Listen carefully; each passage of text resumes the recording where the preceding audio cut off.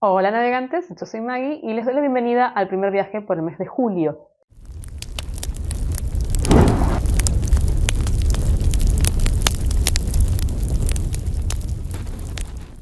¿Cómo están? Espero que bien. Bueno, yo a punto de adentrarme en lo que fue julio, un mes que tuvo sus cosas, tuvo lecturas bastante buenas, algunas mediocres, que son las que yo más detesto, y alguna que otra que no me gustó nada.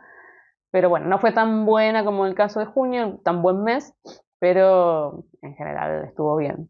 Leí bastante, así que también lo voy a dividir en dos partes y bueno, empecemos. El primer libro que terminé en julio fue En azúcar de sandía, del escritor estadounidense Richard Brautigan. Escritor que yo no tenía ni idea de él, no sé cómo llegué a este libro tampoco.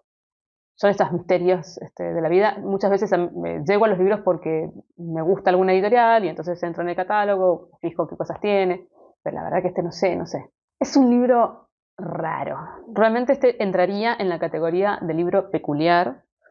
Yo empecé a leerlo sin saber nada de nada, como decía, no sabía cómo había llegado el libro, ni quién era el autor, ni tenía idea de su corriente literaria, que creo que, no sé si la anoté en algún lado, no la anoté. No quiero tampoco decirles mucho, porque me pareció interesante justamente meterme en el libro eh, sin saber nada, porque no tenía tampoco ningún prejuicio de qué me iba a encontrar. Y bueno, vuelvo a decir, es un libro extrañísimo que puede gustarte mucho o no gustarte nada. O sea, yo creo que puedes tener cualquiera de los dos extremos, porque no es claro qué es lo que te quiere contar, es muy ambiguo. La historia no se las podría ni siquiera resumir.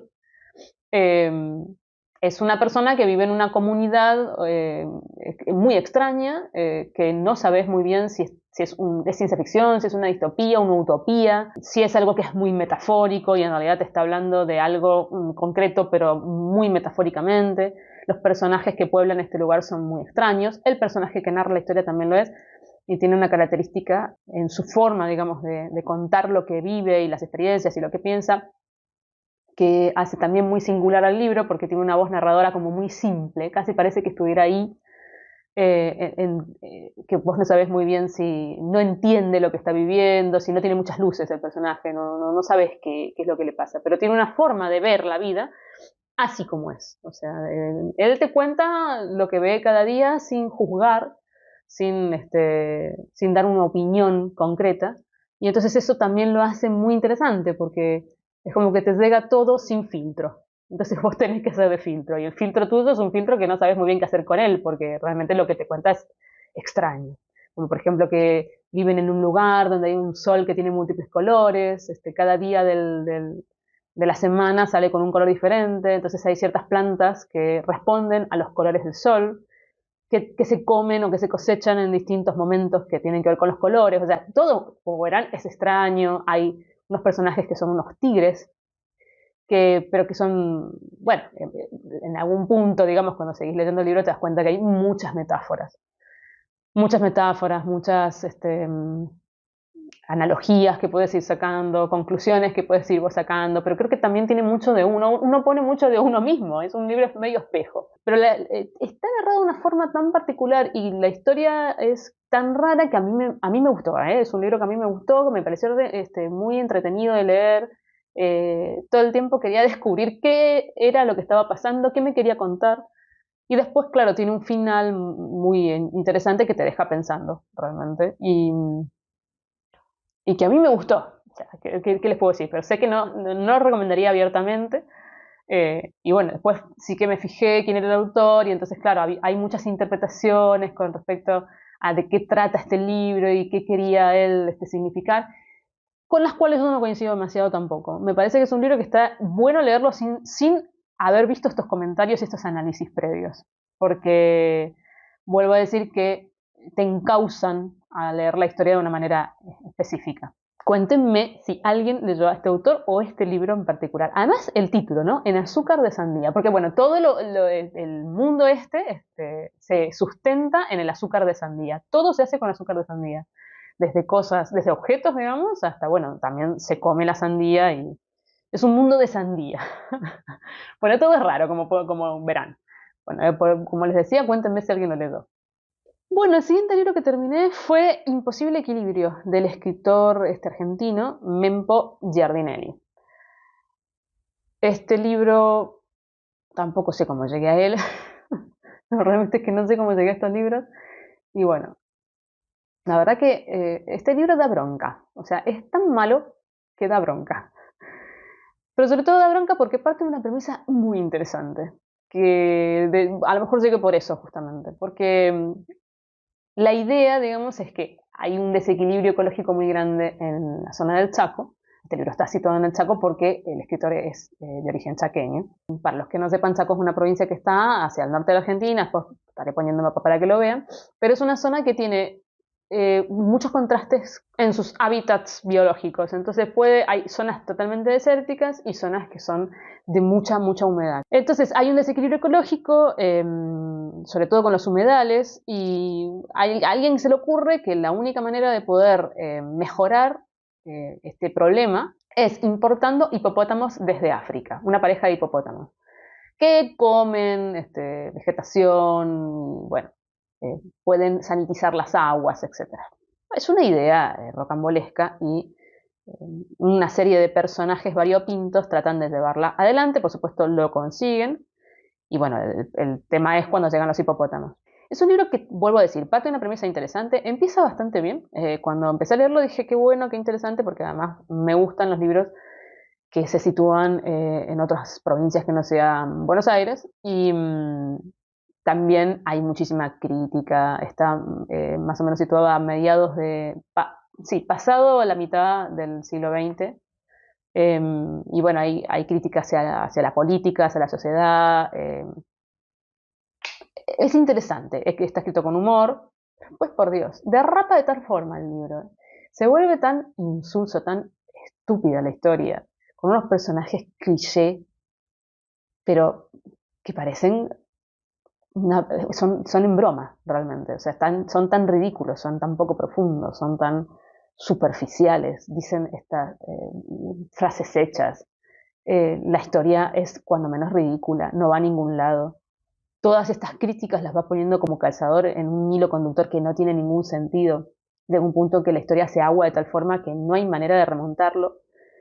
No hay nada que te pueda contar que sea interesante. Hay una historia de amor absurda, machista, insostenible, entre un viejo, como le dice él, que tiene 47 años, y una, ¿cómo le dice? Porque tiene una nena que tiene 20 años, que es desagradable, es inverosímil, es absurda. El final del libro es una cosa que voy a decir, ¿pero qué es esto? ¿Pero qué es un novelón estúpido? No, no, no, no, no. No hay nada, o sea, sí, sí hay. Hay cosas rescatables que son el argumento, que después lo mismo es, y bueno, y las críticas sociales que hay alrededor de la sociedad chaqueña, pero de la Argentina en general. Y nada más. Qué libro que ya llegó un punto en que me empezó a desagradar a niveles que no se dan una idea. Y le terminé porque es un libro corto que se hace eterno, realmente, se hace larguísimo. Está todo mal, digamos, en el libro. ¿Qué vamos a hacer? Si alguien ha leído algo de este autor que sea más o menos pasable, bueno, puede comentármelo.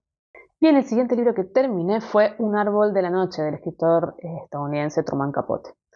Yo había comentado esto, no me acuerdo ahora en qué video, porque no conocía este libro y decían que era una compilación de relatos que no eran tan conocidos o que se habían encontrado, no sé. Bueno, nada, a mí me gusta mucho Capote, he leído bastante y me gusta todas sus venas literarias, desde lo que es más no ficción hasta lo que es autobiográfico, la novela, el relato, el teatro incluso. Y bueno, estos relatos no fueron menos, me gustaron mucho.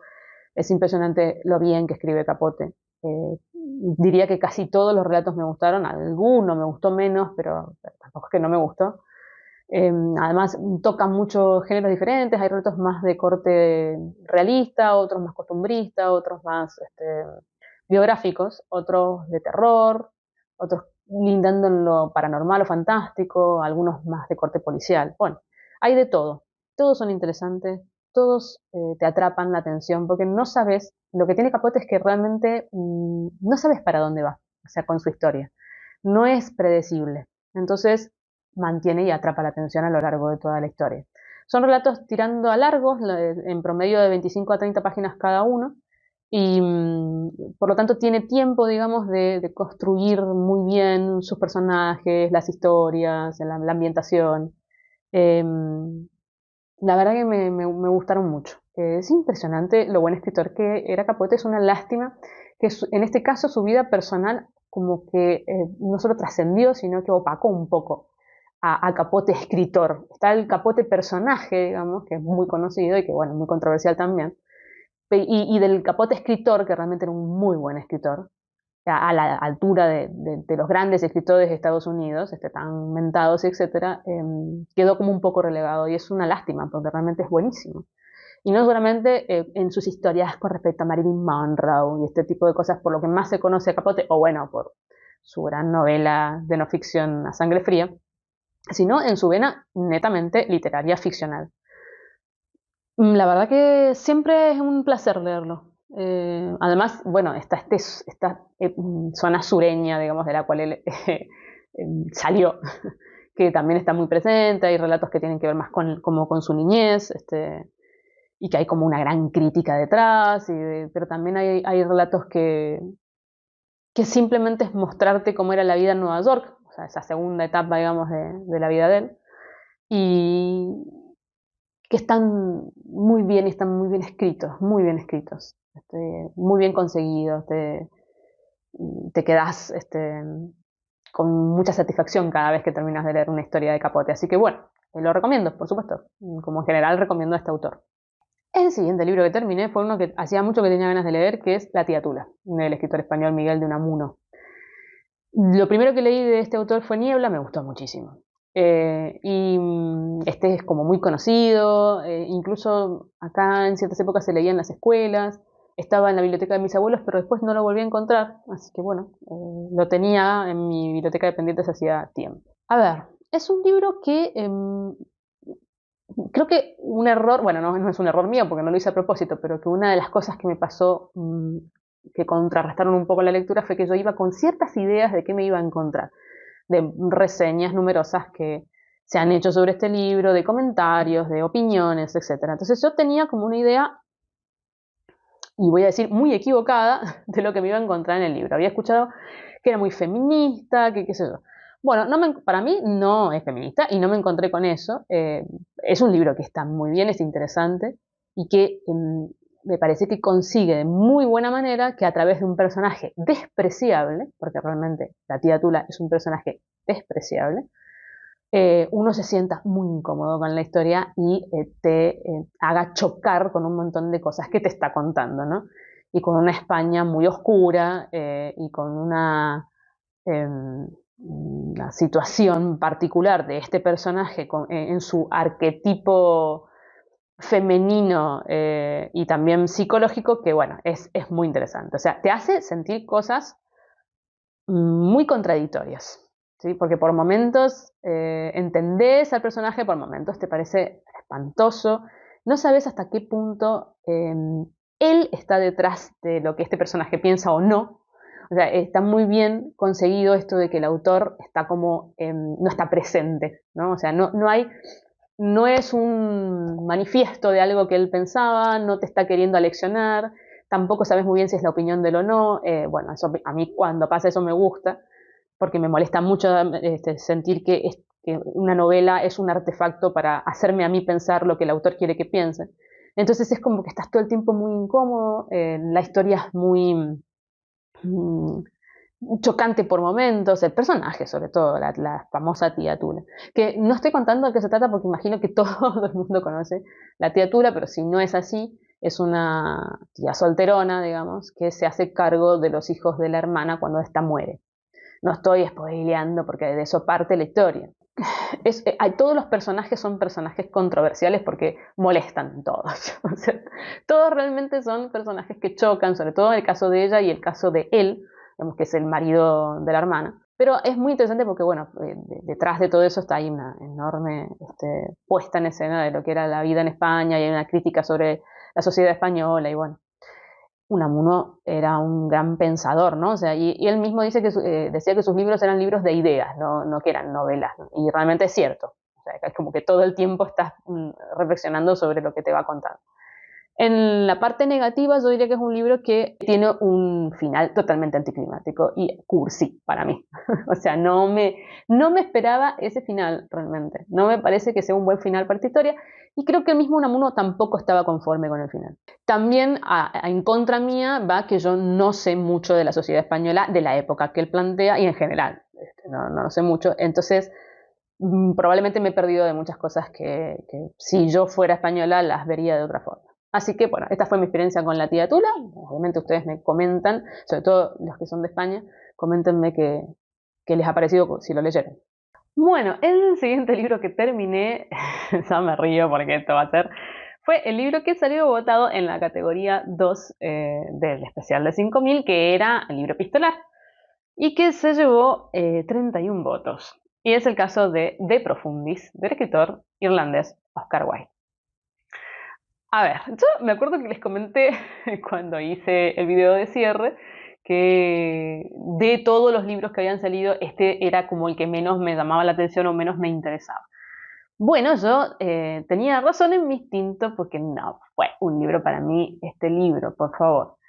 Eh, Hay algo vamos a partir de algo totalmente básico. Para los que no sepan qué es De Profundis, es una carta que Oscar Wilde le escribe a su amante estando preso, y que justamente lo meten preso por homosexual. Y bueno, es un descargo, digamos, porque realmente lo que es, a su amante de todas las cosas que le hizo a lo largo de su relación. ¿Cómo podemos juzgar algo que no fue escrito con la intención de que otro lo leyera, otro ajeno lo leyera, y es algo que es totalmente personal de él? Bueno, de una manera totalmente subjetiva. Acá no hay forma de criticar, vamos a decir la palabra criticar sin la connotación negativa, o sea, hacer una crítica de esta epístola de forma objetiva. O sea, solamente podemos decir me gustó, no me gustó, fue con mi personalidad o no, me interesó o no. Bueno, nada de eso me pasó a mí.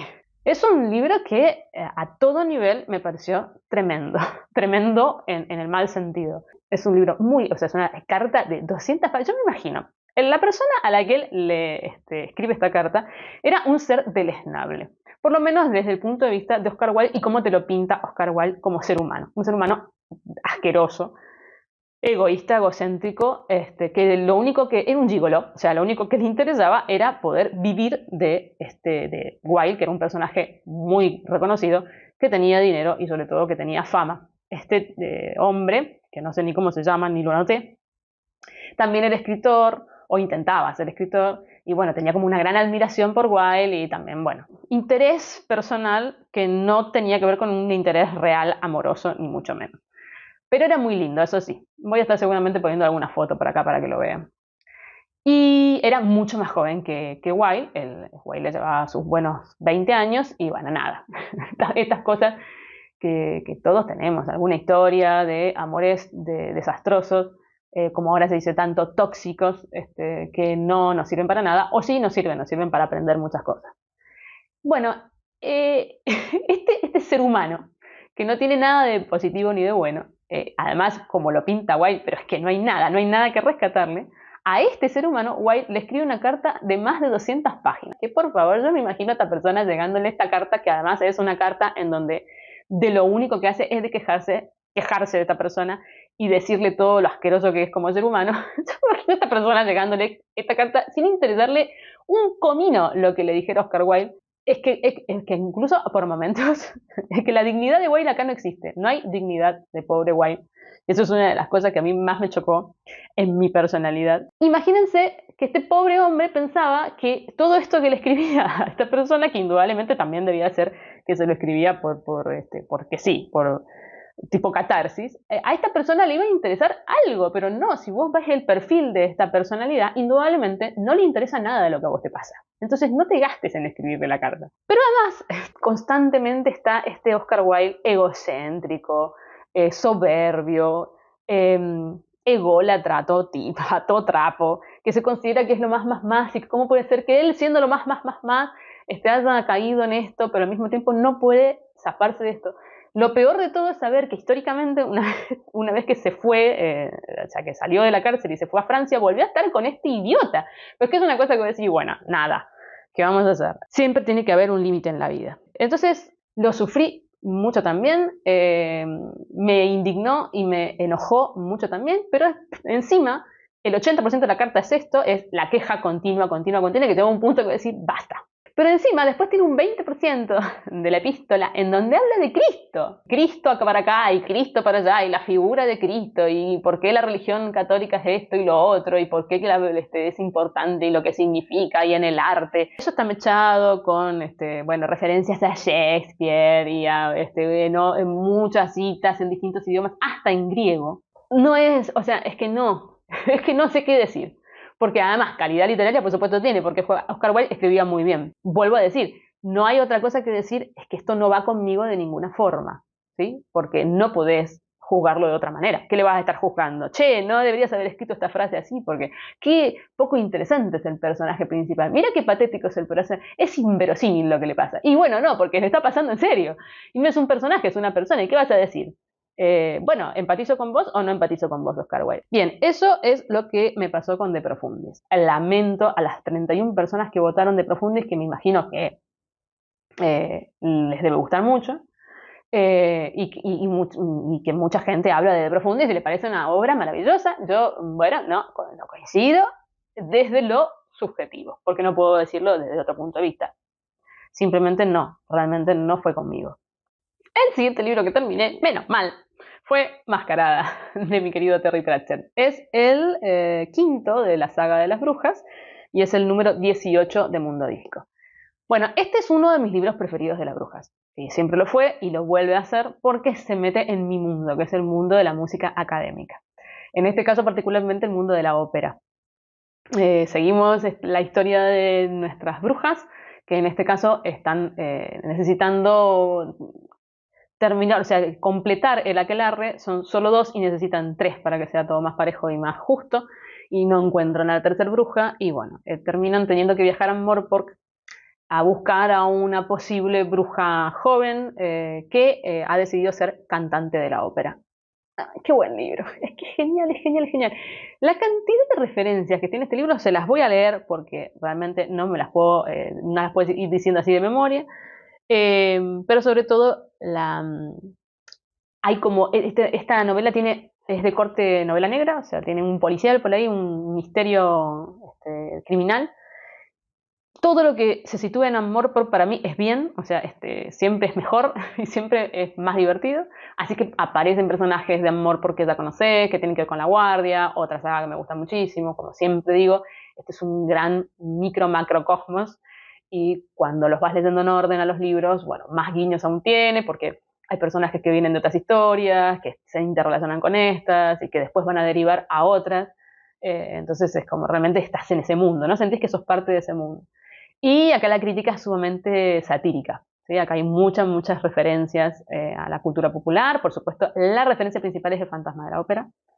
Pero bueno, a Broadway en general, ya les voy diciendo, a El Anillo de los Nibelungos, La Traviata, a Wagner con su tetralogía, a Ida, El Barbero, La Flauta Mágica, West Side Story, Cats, Cantando bajo la lluvia, Siete novias para siete hermanos, el musical de Vaperón, Hansel y Gretel, Sherlock Holmes, Pavarotti, o sea, que tiene todo lo que ustedes se pueden imaginar, pero además, en este caso sí, realmente hay muchísimas bromas con respecto al mundo de la ópera y al mundo de los músicos, lo que dice de los cantantes, de los coros, de los directores de escena, del mundo del teatro es espectacular. Cualquier persona que esté de alguna manera ligado a este mundo va a disfrutar tremendamente de este libro, que es lo que me pasó a mí. Y bueno, como siempre, el humor de Pratchett, la genialidad para construir historias, el que estás leyendo y nunca sabes cuál es el final, no puedes prever, no puedes, este es un policial y no puedes darte cuenta quién es la persona, digamos, el asesino, no lo puedes prever. Te mantiene la tensión y la atención, las dos cosas, toda la historia. Es espectacular Pratchett. Y lo que hace lo hace genial, lo hace muy bien. Así que por favor, léanlo, lean a Terry Pratchett. Se los pido encarecidamente. Bueno, el último libro de esta primera parte es Los crisantemos, del escritor estadounidense John Steinbeck. En realidad, este es un relatito relatito muy cortito, ilustrado, que los de Nórdica venden a precio, por lo menos acá en Argentina, exorbitante. Hay que ser caraduras para vender este cuentito de Steinbeck, que tiene más ilustraciones que palabras, poco menos, en esos precios. No sé cómo será allá en Europa, pero bueno, en fin. Es una lástima porque realmente el relato está muy bien, porque Steinbeck es muy buen escritor y porque además es muy interesante la historia chiquitita que te cuenta, que aparentemente parece muy, bueno, meliflua, no sé cómo decirle, como que no tiene mucho, pero una vez que lo leíste te quedas con un mundo de sensaciones. A mí, Steinbeck, vuelvo a decir, no lo vamos a decir así, vamos a decir al revés. A mí, Bradbury me recuerda mucho a Steinbeck. Y esto fue algo que descubrí cuando empecé a leer a Steinbeck. O sea, yo, obviamente, los que me conocen hace mucho y los que no ahora se los digo, he leído toda la producción de Bradbury y es un escritor que me ha acompañado prácticamente toda mi vida. Lo he leído desde muy chica y me gusta muchísimo. Entonces estoy muy embebida de cómo es su estilo. Pero cuando empecé a leer Steinbeck, empecé a decir, ay, es que esto es muy similar. O sea, tiene este manejo de las atmósferas, de las sensaciones, es muy descriptivo, pero sobre todo como que te deja aromas, ¿no? Es muy sensorial, cosa que pasa también con Bradbury. Entonces vos lees cualquier historia que te plantea y como que quedás con sensaciones, ¿no? Te da como el olorcito, el color de lo que te quiere decir. Con muy pocas palabras vos intuís el perfume de lo que te está diciendo. Esto lo hace Bradbury siempre en sus historias y es lo que para mí tiene de maravilloso. Y bueno, claro, cuando empecé a leer a Steinbeck dije, no, es que Bradbury tiene que haber tenido a Steinbeck como referencia y después, obviamente, investigando un poco sobre la vida de Bradbury en ese sentido, él decía que Steinbeck era uno de sus escritores preferidos estadounidenses. Entiendo que indudablemente se vio influenciado por él. Y esto es lo que pasa con los crisantemos, una gran introducción para contarles esto que me pasó, no contarles la historia de los crisantemos porque no tiene ningún sentido. Es un libro que te lees en media hora. Entonces no les voy a decir de qué trata porque les cuento todo. Pero que sí que es muy feminista, sí que por supuesto está ambientado en ese sur de Estados Unidos. Bueno, podría no ser el sur, pero bueno, en la zona rural estadounidense con esa vida que aparentemente es monótona, que no pasa nada, con esa sensación de que hay algo más, pero que vos no lo podés asir, ¿no? No sé si alguna vez les ha pasado, pero a mí sí, o sea, yo sentí cosas, digamos, en este libro que me han pasado, que es que tenés esa sensación de que necesitas vivir algo o que algo te espera, pero no sabes muy bien qué es eso que querés vivir, qué es eso que vos necesitas que te pase. Bueno, esta es la sensación que trasciende toda la historia y es hiper melancólico y le tiene muchísima fuerza. Pero vuelvo a decir que muy sutilmente escrito, con ese aroma que te deja, digamos, ese aroma del comienzo de la primavera, de que hay algo que está ahí al borde de la esquina efervescente, algo que a lo mejor te espera y es algo importante y que estás ahí de conseguirlo, ¿no? Bueno, es muy particular, es una sensación muy particular y Steinbeck te la hace sentir y eso me pareció espectacular. Más allá de eso, la historia está muy bien, pero es muy cortita y te deja como una necesidad de que hubiera sido mejor, que hubiera sido más largo. Así que, bueno, cuéntenme si leyeron Los Crisantemos. Bueno, y hasta acá llegamos con esta primera parte de las lecturas del mes de julio. Espero que les haya interesado, no se aprendan mucho con lo que me pasó con De Profundis. Vuelvo a decir que es totalmente personal. Espero que haya gente que le haya pasado un poco parecido a mí, porque si no me siento muy sola. Me fui a las reseñas de Goodreads y es que son muy pocos los que no les gustó. ¡Qué barbaridad! Bueno, debo ser una persona muy poco empática. que realmente, ¿no? Porque uno se pone a pensar, ¿por qué hay tanta gente que pudo empatizar con este hombre? Bien, nada, bromas aparte. Por supuesto, coméntenme lo que quieran y nos estamos viendo en el próximo viaje.